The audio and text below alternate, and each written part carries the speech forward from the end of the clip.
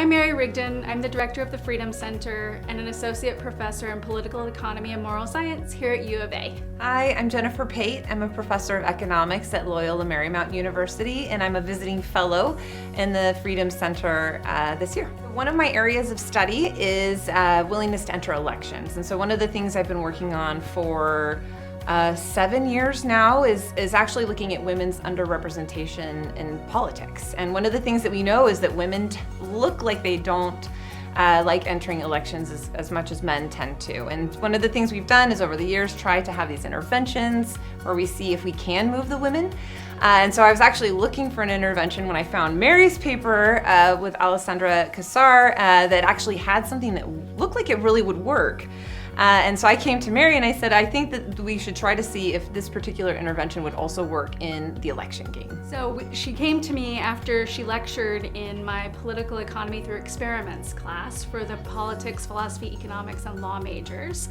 And she had presented this paper to the students, and she realized as she was talking to the students that there was this paper that existed that had a pro-social incentive that encouraged women to enter competitive competitions. And she thought, wow, maybe we could sort of merge these two research programs, the one that I've been working on with Alessandra Casar for about the same amount of time.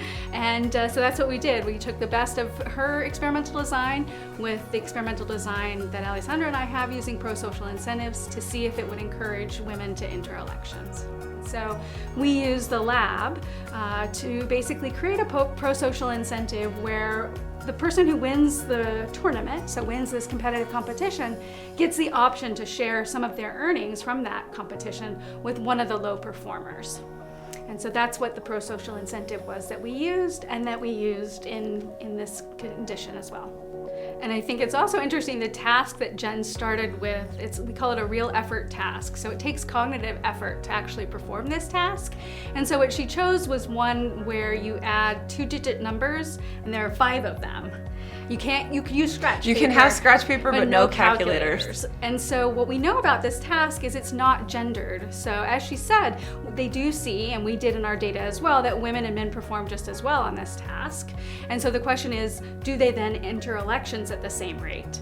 And of course what she's found is that there's this gender ambition gap that you've been trying to close. No, and what's also interesting about that is even though we tell them we chose this task because men and women are equally, in the instructions we tell them this, men and women are equally good at performing this task. Individuals all, I think, hate it equally.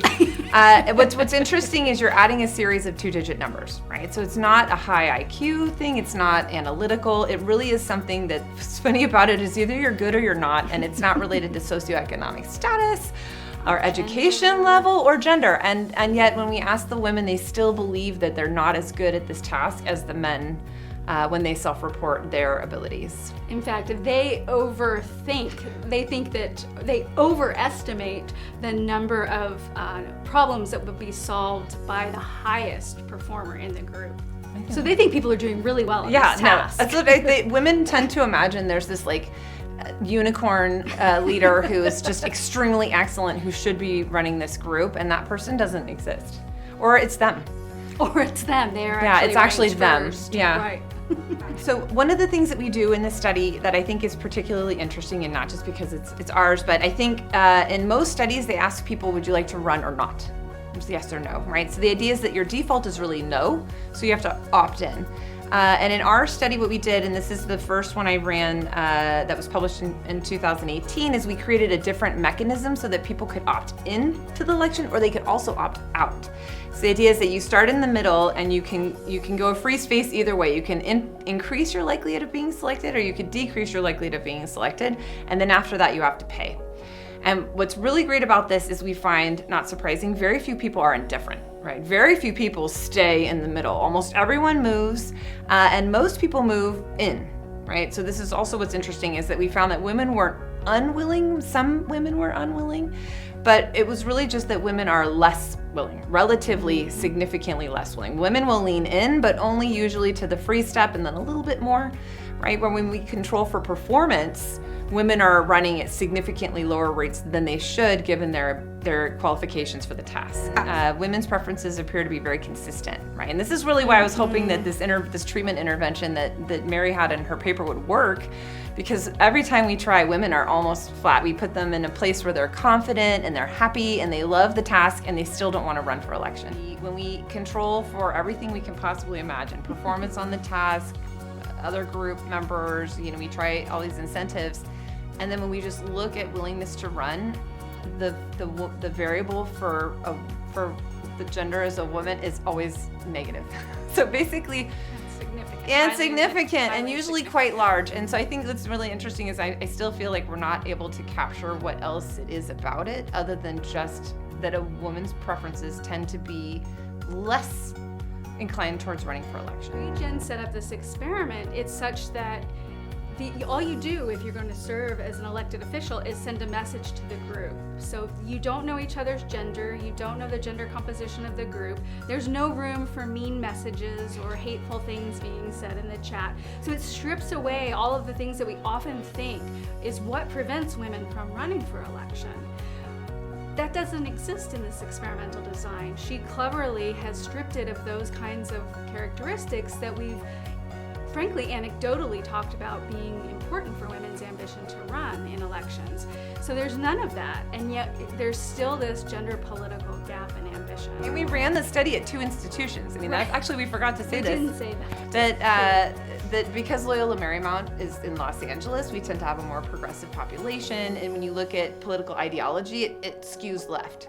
But what that means is that we can't capture conservative sample to see if there would be a difference, right? And so in this particular study, because we thought maybe they'd be related, we had also conducted sessions at the University of Alabama in the Tide Lab, which not surprisingly has like a full 1.5 points to the right on the scale. But what was really interesting, right, is that we saw significant differences on political affiliation, not surprising, right? And relative to ideology, but then otherwise they were very similar. Remember the ambition, the men and women, very similar results across different populations and different samples. Right, so ideology doesn't seem to impact the desire or willingness to run. So that was nice that we could be able to show just sort of one little result, which if we had run it just at Loyola Marymount, we wouldn't have been able to say anything about. It could just be, oh, these are sort of progressive men and women. Hence the pro-social, right? But really we found the result held across both institutions. So that was, I think, important too, to make sure that it really confirmed what we were finding. So in this treatment that we ran with this pro-social incentive, we do increase women's willingness to run for election. However, it doesn't end up closing the gender political gap in ambition because it also encourages men to enter the election more often. So the gap still exists basically at the same percentage in terms of their willingness to run for election. And then one of the most surprising things, although it's fairly consistent with the work that Alessandra and I have found, is we can look at what they decided to do as a leader, what they wanted to share, should they win the election with the lowest performer. And the paradox here is actually that it's negatively associated with their willingness to run. So those who are generous are also less likely to be willing to run for election. That's true for women. And so we're left with this puzzle about why that's the case. Although, as I said, Alessandra and I find in our research where we use this pro-social incentive to get women to enter competitive tournaments, we see that men and women share at exactly the same rates. They share about 15% of their earnings. So there's no gender difference in giving. From a societal point of view, you would want the people who are, let's say, generous, somewhat altruistic, or at least have pro-social preferences, you would want them to be the ones who enter the election, and that's just not what we see. That's why it's such a puzzle for us, because why do we see people move into the election and then they're still not more pro-social? It's usually, we would imagine these things would be related. And so I think it is a really interesting puzzle what we find, and also trying to understand why women don't move more when we saw greater movement in the tournament. Okay, so here's the thing. I usually try not to look at the results until I finish the data collection because I'm trying not to know what's happened, because I honestly can't tell until we've collected it all. So even when you see something in a session, you can think something is there and it cannot be there because it could just be there in that session, right? And this is why we collect large numbers of observations, right, to make sure that any patterns we see are consistently repeated so that we can actually say that they're statistically significant. So usually I'll peek a little sometimes. This one, I remember being really excited because I could see the women moving. And I remember thinking, oh, the women are moving, this is a good sign. But then not knowing exactly how much, and then also not anticipating that the men would move. When I present this research, I always ask a poll question. What do you think is going to be the sharing rates comparing men versus women? And 95% of people think that, of course, the women are going to be more generous than the men. And so then they're always surprised when they see the results that it's, I present 15% for the men and 15% for the women next. Right, and so they're very surprised. And we replicate basically that finding in our study, where we find is that most people share nothing. Right, most people share nothing. The most common answer is actually no, I wouldn't share with my lowest performer. And then it is just a little bit higher, but I think even the average among sharers was something around 50%. Very similar results that we saw in a different study. So the Visiting Fellows is a program that I started when I joined the center in 2021. It brings in prominent scholars from across the United States to spend up to 6 weeks visiting the center. And so you can teach in classes, you can offer you can seminars, talks, you can give seminars across campus, not just within the center. And so Jen has actually been a visiting fellow for the last 3 years, and you were spending your sabbatical here. I did. You came and talked to my class. And so I think had she not been talking in my class, it was sort of like me sitting in the lecture with her as she was talking about this political ambition gap. There was just sort of this aha moment as we looked at each other. And then we went and had lunch, and we designed the experiment as we sat and talked, and then, as she says, brought in Alessandra to be a part of the collaboration. And so being in person, as much time as we spend on Zoom in collaborations, and you're just in California, or even in conferences, being in person just makes a huge difference to that. So if she hadn't been a visiting fellow, I'm not sure we would have had that aha moment.